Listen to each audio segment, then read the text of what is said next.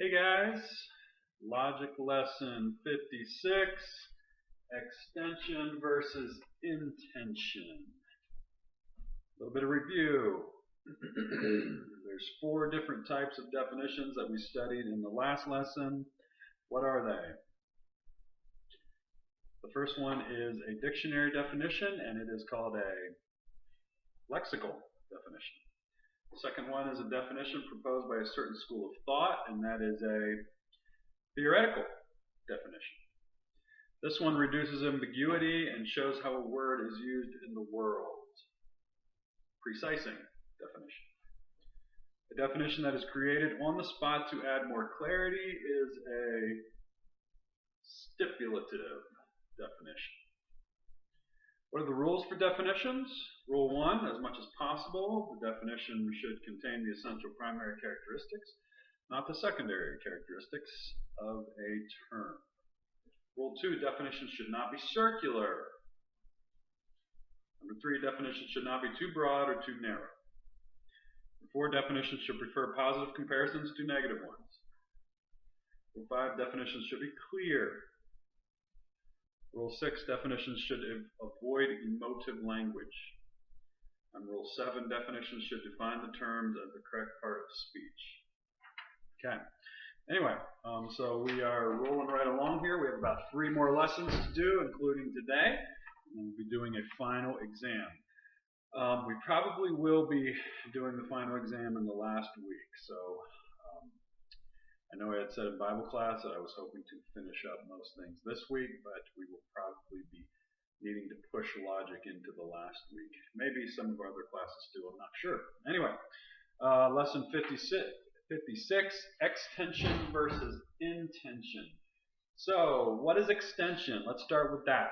What is extension? Extension is the sum total of all the members of that class. Okay? So, think of it as a widening or a narrowing of something. Okay? So, extension starts small and gets big. Alright? Starts small, gets big. So, start at a point down here and it gets bigger. The farther you extend, the farther you go with an extensive definition, or the more your extension increases in a definition, the more things that it includes. So, for an example, I might say something like, let's say I'm talking about, for those of you football fans in the class, let's say I say something like a strong safety. Okay? How if I increase extension on that term, what am I going to do? I start with strong safety, which is a football position, strong safety, and then I go to just safety, right? Because there's more than one kind of safety that plays on a football team. And then I say defensive back, okay? That opens it up a little more yet, right? So we start with start with strong safety, safety, defensive back, and then we go to secondary, defensive player, football player. Okay? See how it widens up the farther you go, the more things fit into those categories. Or how about, let's do a hunting one. So if I use the example of a 30-06, all right? 30-06 is narrow. We start with that. It's a certain kind of gun, right? So 30-06, bolt action, rifle, firearm, weapon. Okay? See how the farther I go out, the more extension I have, the more things fit into that category. Or let's try something for the girls. Girls like puppies, right? Okay? So let's start with chihuahua, dog, pet, animal. Again, the farther you go, the more extension you have. Okay? So that's extension. There are several ways of defining words that fit under using extension as a way to define words. Okay? So one way to define words using extension is, or one type of definition I should say, are ostensive definitions. Ostensive definitions. What are ostensive definitions? Ostensive definitions are like literally when you say a word and you point at something as an example. Okay, this is what you do if you're trying to teach somebody a language, right? So if I want to teach somebody what a chalkboard is, who doesn't know English, I point at it and I say, chalkboard, chalkboard, chalkboard, right? And make sure I'm not pointing at the words because they might think I'm talking about the words. But there's different ways to do this. So let's say you're driving through Denver with a friend, and your friend says, all the people in Denver are crazy. And you're like, what do you mean by crazy? And right about then you pass this guy standing along the road in his boxers, jumping up and down, waving a sign advertising a beauty salon. And you're like, right there, that's what I mean by crazy, right? That's an ostensive definition when you literally like point at something and say that's it right there. Okay? And this could happen different ways. It could be in a movie. You know, an actor does something or says something that you have been trying to explain to your friend who's watching the movie with you, and you're like, that's it right there. You see that? That's what I mean. Okay? So anyway, that's an ostensive definition. And then there's an enumerative definition, which gives a list of examples. Okay? You literally give a list of examples. So if you're trying to define a car, you might say a Subaru, a Honda, or whatever. You give all these different examples, right? Or back to the crazy example. If somebody says our logic class is full of crazy people, you're like, what do you mean? Well, there's Terrell, and Marissa, and Heidi, and Caleb. And they're like, oh yeah, you're right. Those are some crazy people. Those are some crazy people. Yeah. Okay. Anyway, so that's enumerative when you give a list of examples, right? And then thirdly, you have definition by subclass. And that is a listing of various subclasses that fit into the class. All right? So you have a certain class that you're trying to define, and so you give these subclasses. You give examples that fit into it. And so you're talking about great athletes, and somebody says, well, what do you mean by great athletes? So you give several examples. Wayne Gretzky, he was a hockey player, by the way. Lionel Messi, soccer player, I think. Yeah, anyway. Jim Thorpe, a football player who lived like 100 years ago, right? Or Rachel Atherton. She's a female mountain biker who's like one of the best in the world, right? So at first, when somebody says great athlete, you might be thinking of all football players or all basketball or all the kind of common sports. But then when that person started listing different people, then you're like, oh, okay, well that's what you mean by great athletes. But they all come under as a subclass of great athletes. Now you can see how, some of these definitions might overlap somewhat, but they all kind of have their own unique flair, their unique way of defining. Okay, so that is extension. Now we're going to talk about intension. So let me erase this.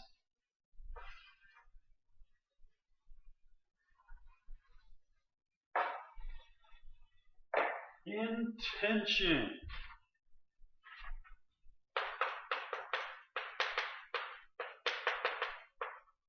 Okay, intention is the sum total of qualities that identify which entities are members of that class.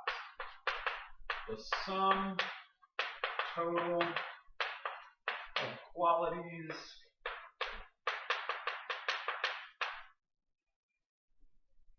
that identify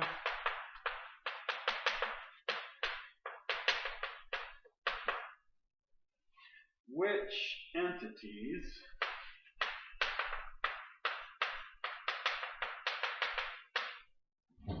are a member of that class.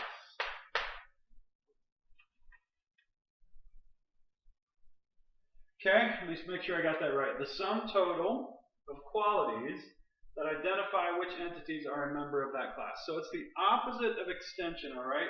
Instead of starting small and getting big, you're starting big and getting small, right? So if we go the opposite of what we had talked about before, you could start out here with football player, and then the farther in you go, the more narrow it gets. Football player, defensive player, secondary, defensive back, safety, strong safety. Okay? The farther you go, the more precise, the less broad the category, right? Or, again, same thing with weapon, firearm, rifle, bolt action, 30-06. Okay? Animal, dog, pet, chihuahua. Okay? That's intention. The farther in you go, the more precise you get. So, several types of definitions that are definitions of intention. Number one is a synonym. Synonym, and you guys know what synonyms are, right? This is exactly what it means. It supplies words with the same or similar meaning.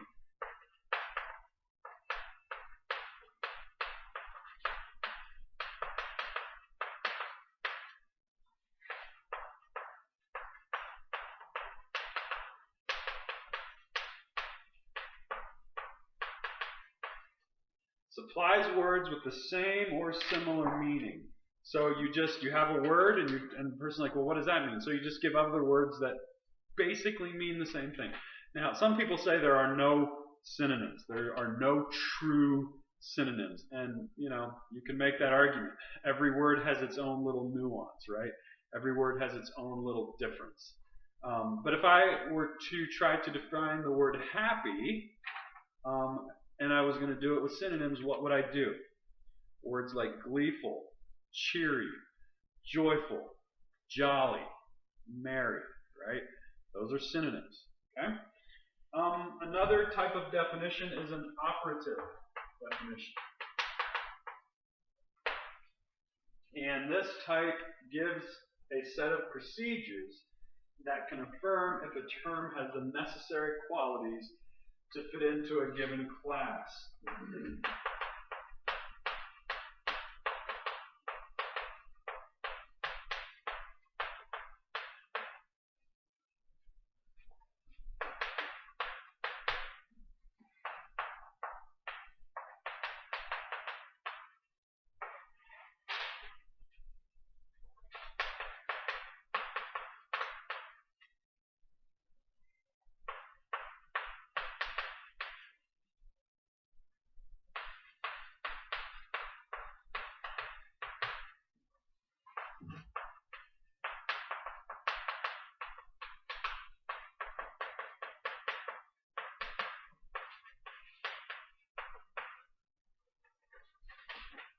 Gives a set of procedures that can affirm if a term has the necessary qualities to fit into a class. So you would say something like, if I'm defining Christians, I would say Christians are people who believe in the biblical concept of God and in Christ's atoning death on the cross and his subsequent resurrection.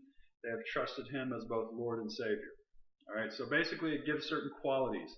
In order to be a Christian, you need to believe in these certain things about Christianity. You need to have, particular qualities to fit into that category. And the last one, I'm going to go ahead and erase these so I have more room.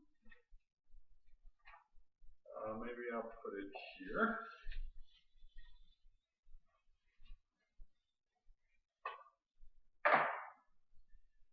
Genus and difference. Genus and difference. And this is a really important way to define. It's a very common way of defining words. Okay? It names a genus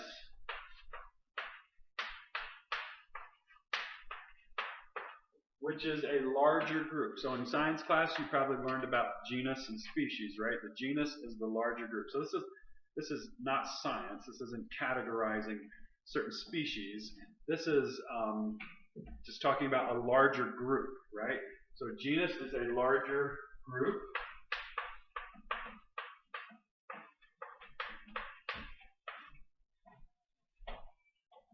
So names a genus, which is a larger group that the thing fits into.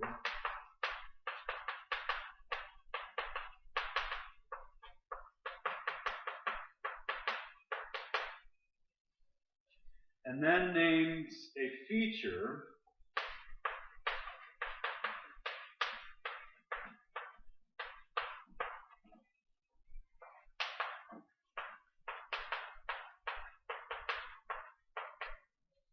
that sets it apart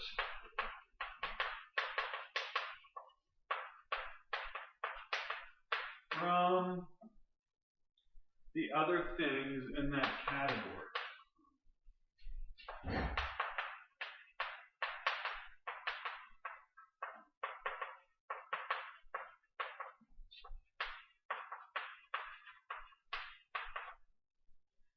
Okay. So names a genus, which is a larger group, that the thing fits into, and then names a feature that sets it apart from the other things in that category. Again, this is a very common way of defining. We do this without thinking, really. So if we stick with a definition for Christianity, I might give a definition that goes something like this. Definition for Christianity: a belief system that affirms that the God of the Bible and trusts in His Son Jesus for salvation. Okay? So think about what I did there. Christianity, a belief system. What is that? That's the genus. Okay? The large group. A genus is a large group. Is Christianity the only belief system? Absolutely not. There's many other religions, many other philosophies. Atheists, New Age people, Eastern mystics, right? There's all kinds of belief systems. So I said a belief system. That's the genus. But then I show how Christianity differs from the other belief systems, right? So I say a belief system that what? Affirms the God of the Bible and trusts in Jesus, His Son, for salvation. So that's the difference between this belief system, Christianity, and all the others. So you have a genus, a larger group, and then a feature that sets it apart from the other things in that larger group. Make sense? So let me give another example. How about Penn State? Okay? Penn State. A Big Ten football team that has class. Sorry, couldn't resist. So anyway, the genus is what? It's a Big Ten football team, right? But there's like 12 or 13 football teams in the Big Ten. Why is it called the Big Ten? Anyway, it's a whole other story, right? Why is it called the Big Ten when there's like 12 or 13 football teams in it? Anyway. But if I say a Big Ten football team, that means that could include like 11 or 12 other teams. Okay, so what's the difference? It's a football team that has class. The rest of them don't, especially Michigan and Ohio State. I'm kidding. All right. Anyway, so let me give you some examples. How would you define New Horizons Ministries using genus and difference? How would you define that? So think about that for a bit. You could say something like a mission in Canyon City. Okay, that's the genus. Okay, that's the bigger group. It's not the only mission in Canyon City. There's a few others, I believe. At least there's Loaves and Fishes, and I think maybe one or two others. Okay, so that's the genus, right? What's the difference? So you say a mission in Canyon City that cares for prison babies, right? So that differentiates it from the other missions in Canyon City. Or how about something like the Arkansas River? How would you define that using genus and difference? Maybe something like a river, again, big picture genus, there's lots of rivers. A river whose source is near Leadville, Colorado. Okay, I don't think there's any other rivers with sources near Leadville that I know of. But it gives you the genus, a river whose source is near Leadville. And that's what differentiates it from other rivers. One more. How would you define the sport of hockey? Using genus and difference. Go ahead, think of a definition in your head. I'll give you a little bit of time.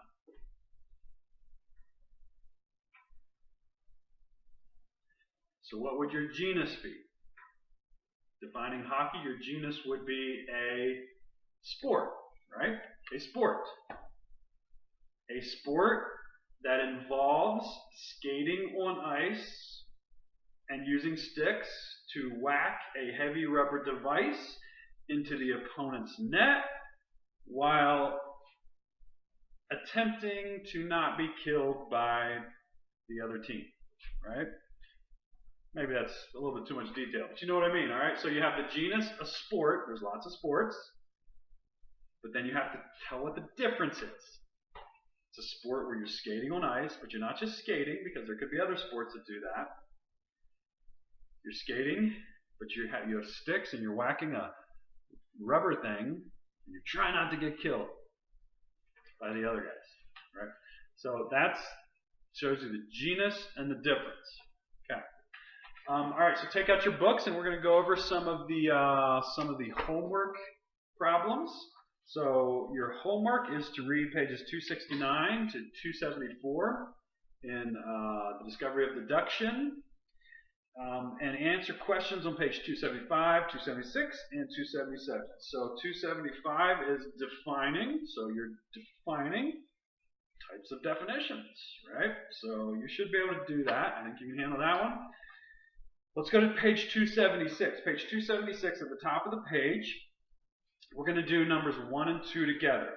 All right. So give several of the subclasses between white pine and plant in order of increasing intention. So remember, intention starts big and goes small. So we're going from white pine to plant, or the other way around. We got to start big and go small, and we got to put some subcategories in between them. So if we're going from one of these to the other, which one will we start with? If we start big and go small, would we start with white pine, or would we start with plant? Which is the more broad category? Plant or white pine? Which has more things that would come under it? Plant, right? So we're going to start with plant. So write that down first. What is a plant? What is a more specific kind of plant that would take us toward the direction of white pine? Trees, right? What kind of trees? Conifers, okay? Let's get more specific. Pines, and then white pines, right? So that's intention. Starts wide and gets small, okay? Plants, trees, conifers, pines, white pines, okay? And then for number 2, it says give several of the subclasses between white pine and plant in order of increasing extension. So here you're just going to do the opposite, right? You start with plant and you work up to white pine. So you start narrow, get larger. So white pines, pines, conifers, trees, plants. Okay? Got it? All right, so practice. Let's do some of these. Practice. Number 1, it says practicing definition techniques. For each of the following words, provide the type of definition listed in the parentheses. So number 1, television shows. Enumerative. All right, it wants you to give an enumerative definition. So what is enumerative again? Remember that? Let's see, what is it? Enumerative is a list of examples. So what is a list of examples in television shows? And you can give whatever you want, but I'll give some of the ones that they have. Comedies, mysteries, soap operas, game shows. Okay, that's a list. Maybe you have some more that you could list. All right. So yeah, you just give a list of examples. Okay. Number 2, enemy, and they want you to give a synonym. Okay. So give synonyms to the word enemy. If you have to look up synonyms online, that's fine. Just look up synonyms. I'm getting hungry. Just look up synonyms for the word enemy under, just look them up and again, it'll give you some examples, right? Number 3, planet, enumerative. Once again, you need to give examples of the word planet. What are some specific planets? Okay. Number 4, courage. It wants you to give a lexical definition. Do you remember what a lexical definition is? It's a dictionary definition. So you can look it up in a dictionary or just on a dictionary online and give a definition of the word courage. Number 5, student. They want an operative definition. So here you need to give a description of the kinds of things that, the kind of categories, or that's not the word I want. Let me just look here again so I don't mess up my wording. It gives a set of procedures that can affirm if a term has the necessary qualities to fit into a given class. So what qualities do you have to be a student? What does a student do? What is a student?